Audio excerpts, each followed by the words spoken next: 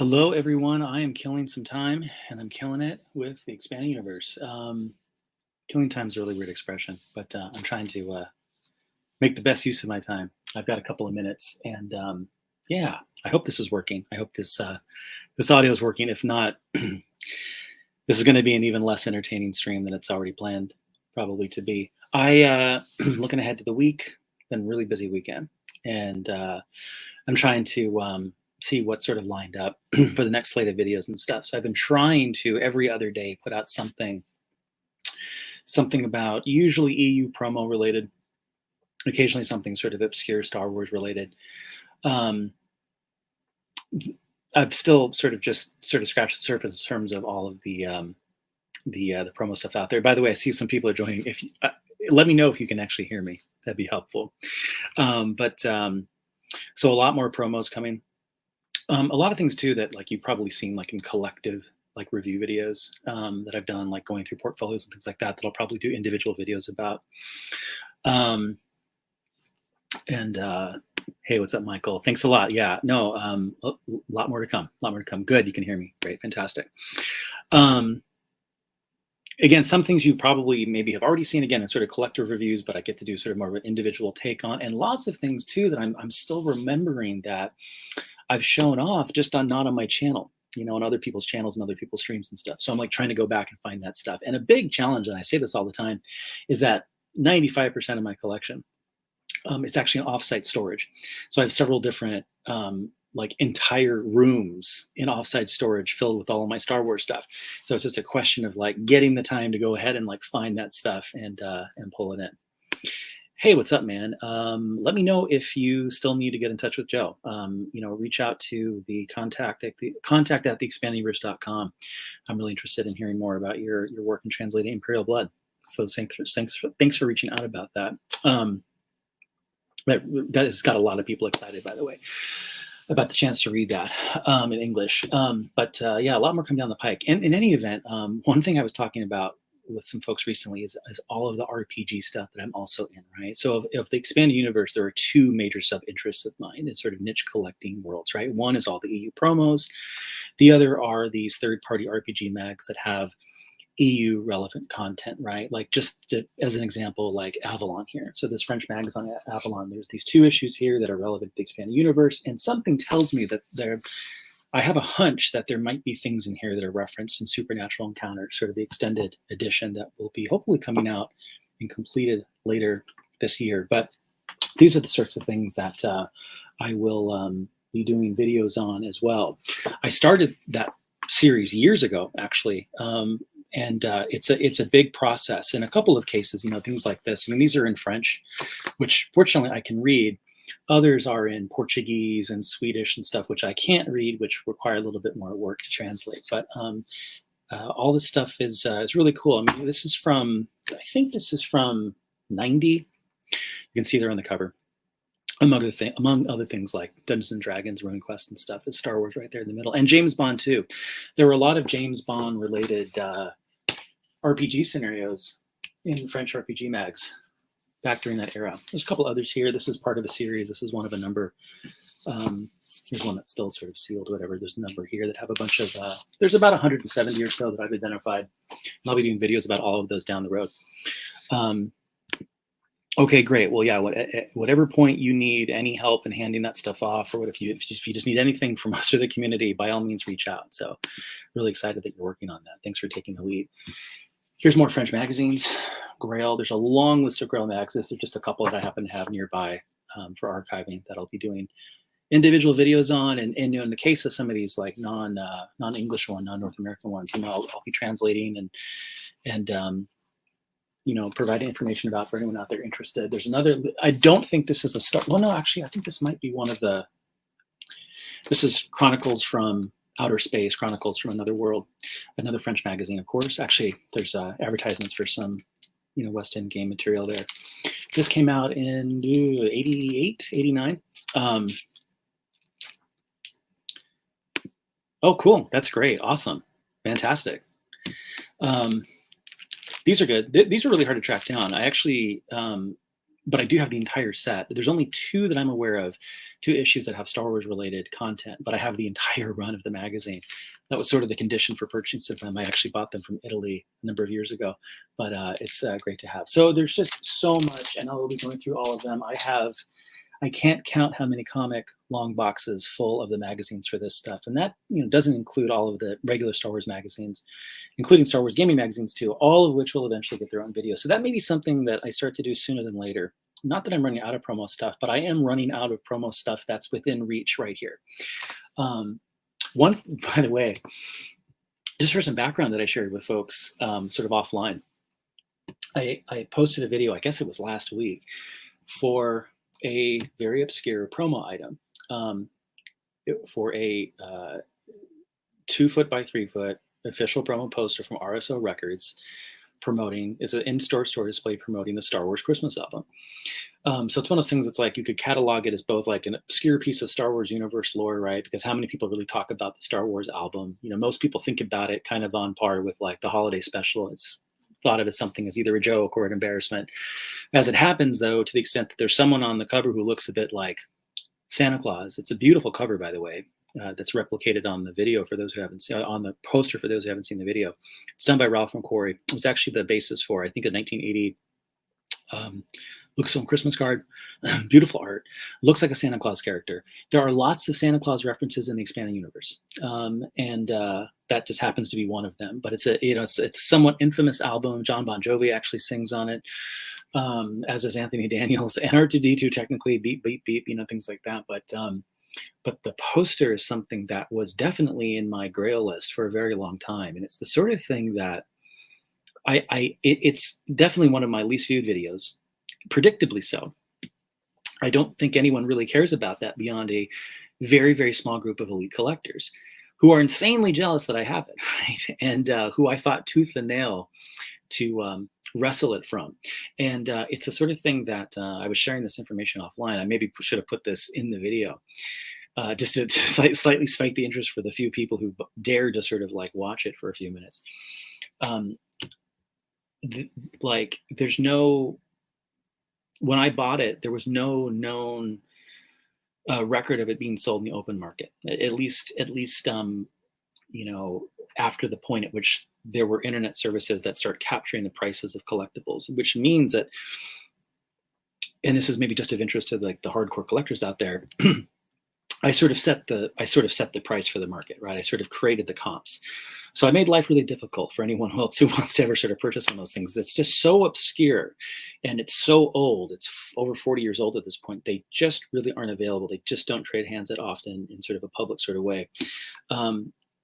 It's one of the most valuable pieces of Star Wars collectible I have, bar none. It's just a stupid poster, right? About a Christmas album that no one cares about. But it's maybe one of the most valuable things that I own in the Star Wars world. Just given how niche it is, right? But it's a sort of thing that 99% of the people out there, including hardcore EU fans, wouldn't even bother to bend over and pick it out of a garbage can, right? Meanwhile, it's absolutely a grail to me, and it's one of those weird things where it's like it's being an EU collector. There's so many really niche things. Anyway, hey, what's up? What's up, Marcel? Good to see you.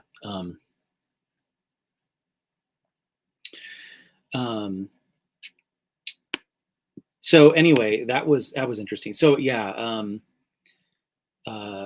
it's funny. There are like 1 or 2 people out there in the world who saw that, got very jealous about that. Everyone else who watched it, the 10 other people who watched the video, were kind of like, yeah, who cares, right?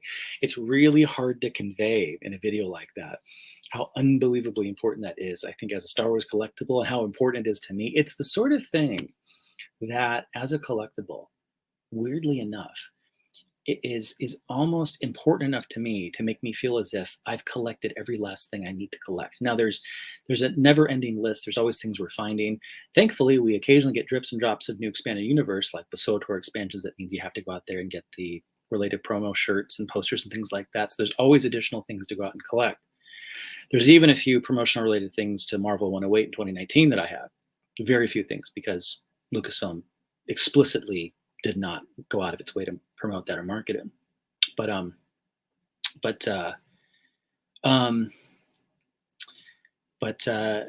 but in any event, yeah, it's like that thing was that important to me that I feel like I've hit all the bases. Do I have on how many of the Christmas posters are out there? It's a good question.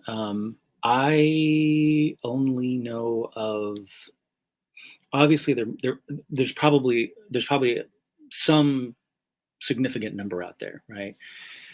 In private collections in various states. I'm only aware of two, and I say that because I've only ever seen two, sort of publicly trade, right? In the way that like there's like, as you probably know, like there's services and stuff you can use online to sort of like track collectibles and prices of collectibles. Various websites do this, like Worth Point, things like this. There's other services that you can pay to subscribe to sort of like get an extra sort of insight into sort of like the market for various collectibles and things like that.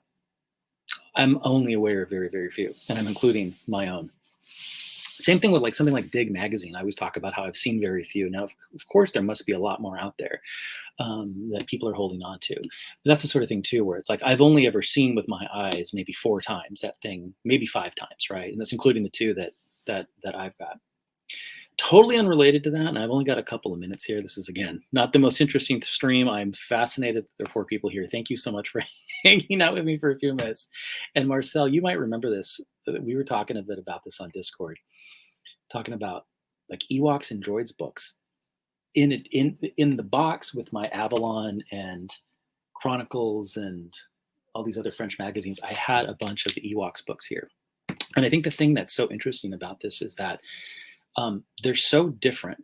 All of the various Ewoks books. There's about a dozen or so from like the vintage era, sort of like the early mid 80s. This does not include things like coloring books, activity books, like connect the dot books, lots of things like that, sticker books and things like that.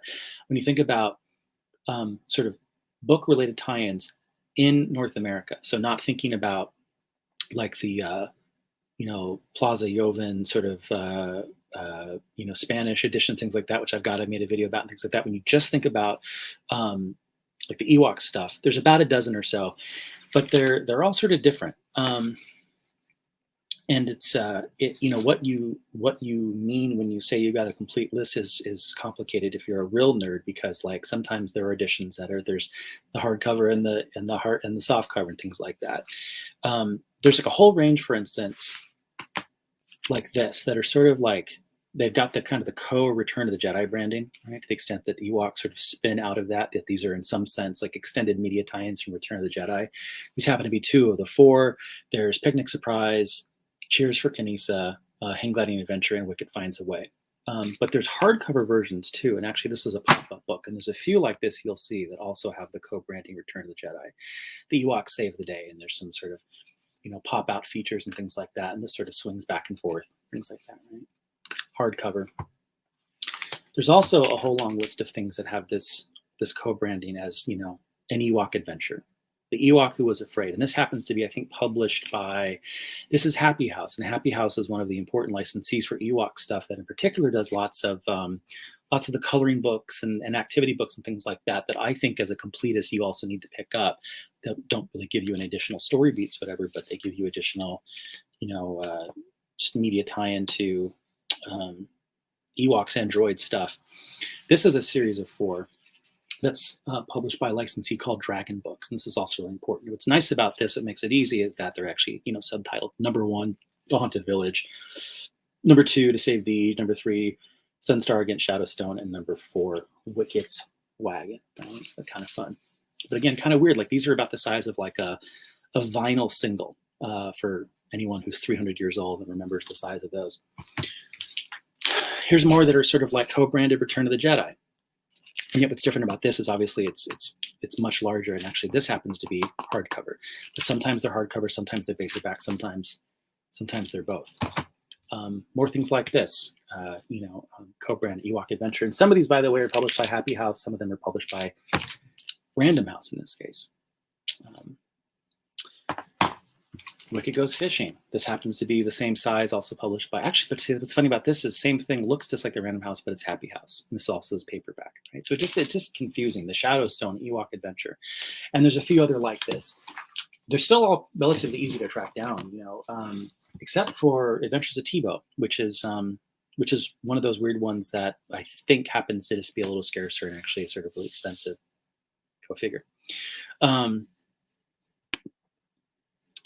Contacted Joe and secured an eventual hardcover. Fantastic. I'm really, really glad to hear that. Yeah. So for anyone who doesn't know, Joe Bongiorno from StarWarsTimeline.net is completing an extended edition of Supernatural Encounters, which is a licensed, commissioned, but never canceled, and yet to be released sort of extended version of this really epic story. I can't wait to read it. The first 8 chapters are available on his site, StarWarsTimeline.net. I'm really excited to get the expanded cut. A long time ago, he opened up an opportunity for a limited run for supporters to get like either a paperback or hardcover edition or both. I don't think it's still the case that this is open, but years ago, you could also opt to, at a certain level, have some characters, either named after you, or you could provide them some inspiration for some characters and things like that. Not unlike used to happen elsewhere in the expanded universe. So it's kind of cool. So for instance, my first daughter and I are going to find ourselves in that story somewhere. It's amazing. The extended cut's been in the works so long that I've on the verge of having 4 more children since that all started. But it's going to be worth the wait. So I'm really excited you got in then. And people always ask, and have asked for the last couple of years, how can I get in on this? Did I miss the boat? No, there's still time. Write to Joe, go to StarWarsTimeline.net, find his email, contact him, and see if you can also get in. I think basically, and this seems to confirm that, and he's maintained for a long time, that I think basically he's open to taking orders until it's complete, which it may be complete by the end of this year. So it's going to be sort of made to order on a limited run basis, right? And then I think eventually made available for anyone to read on his site. So it's really exciting. I mean, among a long list of other reasons why it's really great, it's realistically going to be one of the last things we get from the pre-2014 era. That's official licensed, right? That's in some way an additional glimpse into the expanding universe, and I really cannot wait. Oh, absolutely. And I didn't even talk about the droid stuff here, right? And again, not to mention the stuff in non-North American markets, including with Ewoks, a lot of German comics too, which I'll bring those out in a future video. Oh yeah, this gets talked about from time to time, and it's so awesome to think about, fantasize about. I don't know if there was. I haven't looked into that, but it would be amazing. That's something that, boy, people talk about wanting to get Sword of the Jedi, or I don't know, other little bits and pieces, Force Unleashed 3 and stuff like that. I'll give anything, 1313, whatever, right? Star Wars Underworld. This would be awesome to see anything, right? Sketches, treatments, anything like that. Logos, fascinating.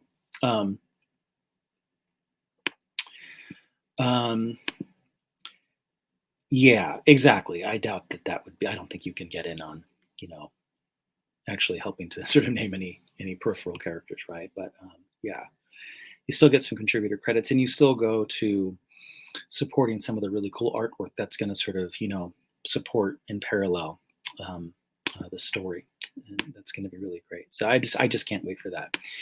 Dylan, you had a question here. Curious for a while on my standards for the condition of the collectible that would be acceptable for you.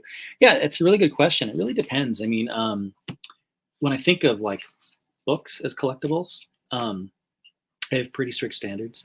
When it comes to like the obscure things that I didn't pick up at the time that I needed to go back to, or unfortunately in my case, lost or had destroyed through a flood or things like that, I'm pretty OCD about things needing to be pretty crisp and clean, and partially just for like the mold factor, right? When you're talking about things that are 40 years old and older when it comes to Star Wars, there's no other way to put it other than there are things from the 1970s, they smell like they're from the 1970s, right? And unfortunately, that smell indicates like an underlying sort of amount of mold, mildew, and other sort of like bacteria that are going to ultimately impact, if you're not careful, the rest of your collection.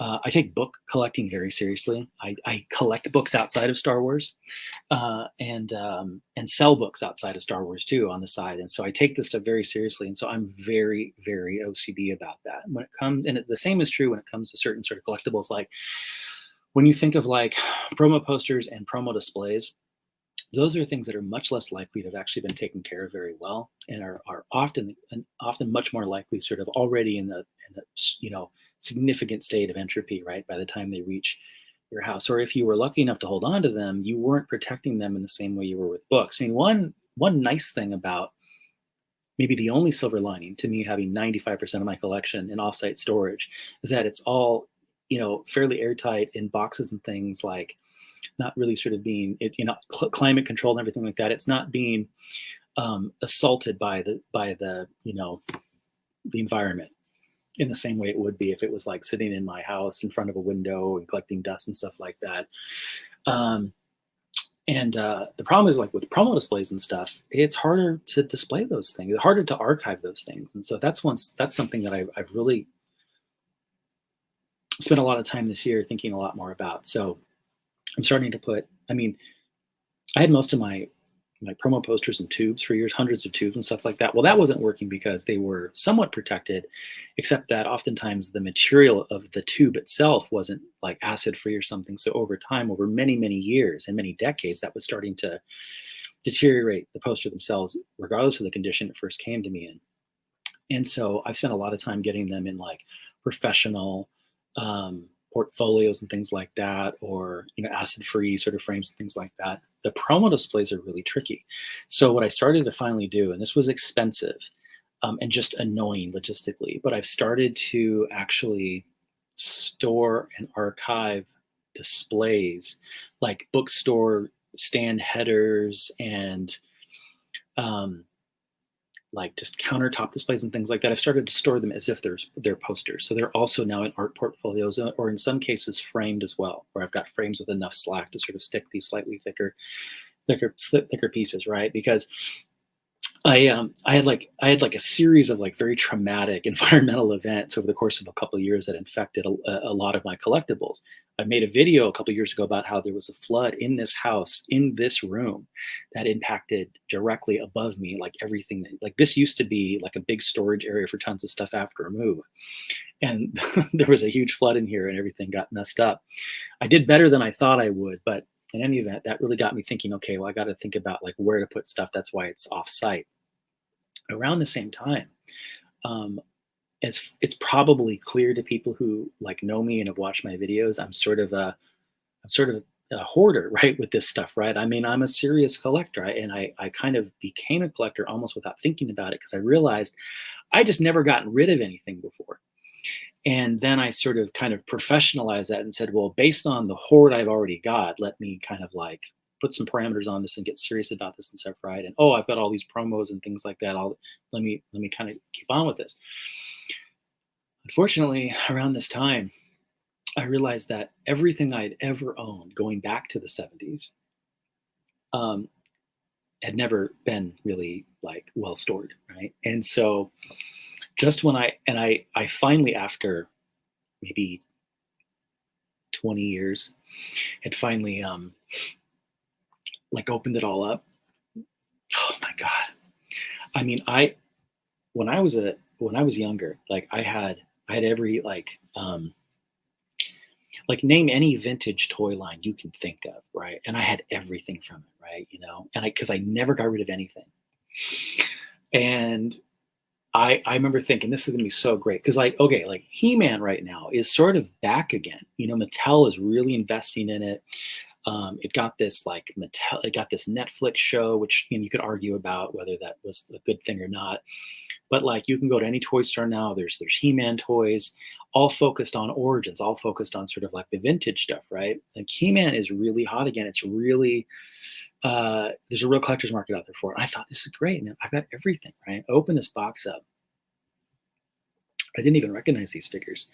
They turned into something horrible. They turned into like evil He-Man people.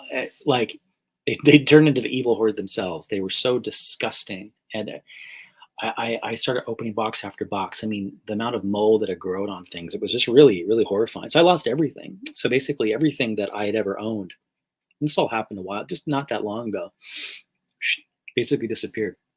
I effectively started over. This is what radicalized me, for instance, this year into sort of like thinking about everything in terms of archive, because ultimately all of these things that I've shown on these videos, all these promos, everything from posters to vinyl banners to little keychains, all this kind of stuff, including these books, I realized if I'm not going out absolutely out of my way to protect them now, I'm going to have another one of these catastrophic Krakow events where my entire collection gets down to an extinction level, right? And it's what's the point? So it's like I might as well just throw it away now if I'm not going to take really good care of it. But it's really costly. Again, just from my, I mean, just literally logistically, it's just really annoying to do. And but yeah, it's a really long answer to your question. So when it comes to conditions, I'm extremely, extremely critical.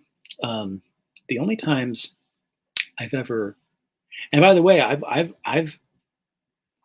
in terms of recent acquisitions, like there have been, like there's actually something I got this weekend, and it was just like a store display.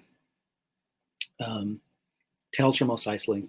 It was just I just wanted to have one just because it's neat looking, and just found someone on Facebook was selling one, picked it up, cool, and thing was just it was just in the shittiest condition I could ever imagine. I could smell the package before I opened it up. Garbage, garbage can. I can't deal with that. So yeah, but I'm trying to think. Are there any things that I'm a little sort of like more liberal about? I'm really trying to think. It's really hard to say. So yeah, ultimately things need to be in really, really good condition. Like I might have definitely passed things up. Actually, and I talked about this in a recent stream. I actually think the thing that I mean, there were other reasons to pass it up too, including the cartoonishly um, big price. But there was a store display for Splinter the Mind's Eye, which, as you can imagine, I mean, that's a pretty rare piece. When you talk about store displays from something that long ago, um, that's something that doesn't come up very often. Interestingly, two have come up in about the last year, but the most recent one was something like $500. Now, I'm not above making room in the budget for something that big, that important, right? That unique, that rare, because I don't have one. There are two problems. One is that it's really boring looking.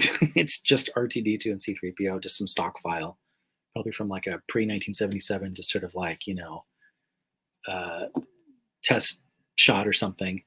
Um, Artwork sucked, right? Black and white practically. But you could just tell based on the photos. This was all on eBay. The thing was just the back of it was just the it looked like a Jackson Pollock painting with the amount of mold and mildew and dirt and crap. Like I mean, you could smell it through the internet. No way, not going there. So I've definitely turned that stuff away. Anyway, you've learned way too much about my OCD. um, um, yeah. Okay, let's talk more Imperial Blood. I'd love to finish Imperial Blood before Supernatural Encounters comes out, in case Joe wanted to fold anything in. I know exactly right. Unfortunately, my own novel. Oh, interesting. Well, I'm glad to hear it. Listen, man, I didn't know you were working on one too. I would love to hear more about everything you're working on, and Star Wars and non-Star Wars related. That's really, really cool. For anyone who doesn't know, I actually made a video about this recently. Imperial Blood, one of a number of um, Star Wars related books from a Hungarian licensee.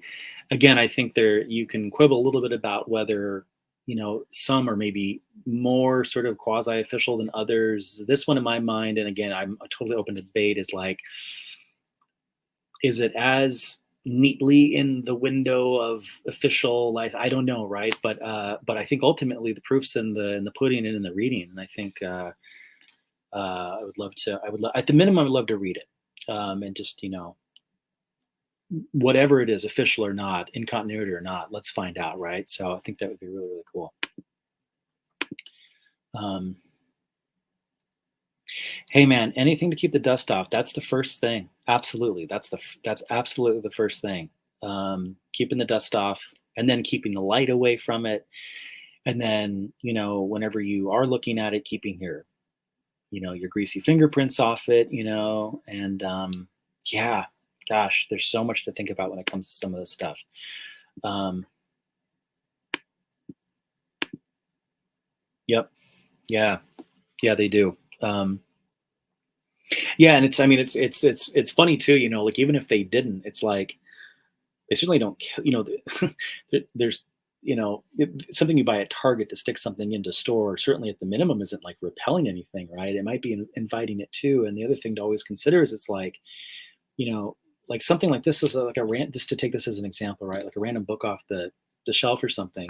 It's got lots of things on it that you don't even know about. And you're putting it in something and then locking it down. It's going to fester in there, right? You know what I mean? It's like, this is, if there wasn't, a dirty environment before, you just made it dirty with the dirty thing you stuck in. It's just a real mess. Yeah. Oh, and yeah. And by the way, I know I was telling Scott about this offline. Yeah. So it is a shame about that. So I would say, because I was giving you, Scott, a tip about this seller. So he still has some really other cool things, right? So it's almost still worth taking a bet on other things, right? But we'll sort of see. But yeah, that was a little bit of a disappointment. Collector's cautionary tale, should have saved this stream for Halloween with. Absolutely. There's definitely some horror stories, Believe me, nothing was as horrific as seeing my entire life's collection sort of literally swept away in one go. I mean, I dumping things. Well, this was something that Scott would probably appreciate, because Scott's like a card collector and sports card collector, I presume too. We've definitely talked a bit about, like, Scott. We've talked about, like, storage tips and stuff for trading cards and stuff. I mean, I can't even count how many tens of thousands of trading cards, right? Um, some pretty good things too, And how did everyone store them back in the day? How did everyone do it, right? They put them in the 9 sleeve, sleeves, right? In the 3 ring binders, and they stood those things up, right? Well, the top gets all that dust unless you actually do something about that, right? And it seems to me that's why, like, the smarter sort of ways of storing cards now. And by the way, this is relevant to Star Wars too, with all the different types of cards to collect that are EU relevant. The best types of collectors now are things that the archive materials, storage materials, are the things that actually, like, if you put them in a binder, then, like, can zip up, right, or seal. And that's the tricky thing. And I've talked about this in terms of, like, displaying a lot of these promo posters. For me, the best thing is still something that actually seals up, right? So most of my display posters are against an acid-free and repelling sort of like backing board, right? And acid-free and repelling sort of like sleeves that actually then seal up, right? So these things can last for a couple of hundred years, Unfortunately, the things that are double-sided that I want to see both sides of, I can't stick in something with a backing board, right? So I have to take a risk and put it in a top loader, a 2 by 3 foot top loader, which has an open top. Now they make, official things to seal top loaders, right? But then that gets just really confusing and messy. And it's just like, oh God, it's just thinking about some of those poster displays in top loaders are fine right now, but there's tiny little bits of dust particles that are always sort of finding their way in a couple of years if you're not taking good care of it and kind of constantly shifting them out. Again, I might as well just throw them away. I might as well take my Dark Forces promo poster and just, turn it into toilet paper, Yep, I know. And it's funny, when you're a kid, you just think, God, like, you're taking such good care of them, right? Like, binders were like, they were genius. They were efficient. They were archiving, right? But they were also accessible. And then you wake up 30 years later, and your Ken Griffey, your Gem Mint Ken Griffey Junior Upper Deck card, is just, just completely transformed into something horrible. I still was able to maintain. There were a few that I actually did take good care of. Like, I'm trying to think of a couple of, like, baseball related ones. Like, I've still got my Nolan Ryan rookie and things like that. I don't really know where the trading card market is right now, but some of them were important to me. A couple good rookie cards here and there, but a lot of Star Wars cards that got to go back to the drawing board, unfortunately. But anyway, guys, thanks so much for hanging around. I'm going to jump off. So yeah, keep an eye out. Many more videos to come. Definitely more promos, more obscure Star Wars stuff as I pull it out of the archives. But yeah, it's probably time to really start diving into the RPG track again. For anyone who's just joining, things like this, right? A series I started a long, long time ago.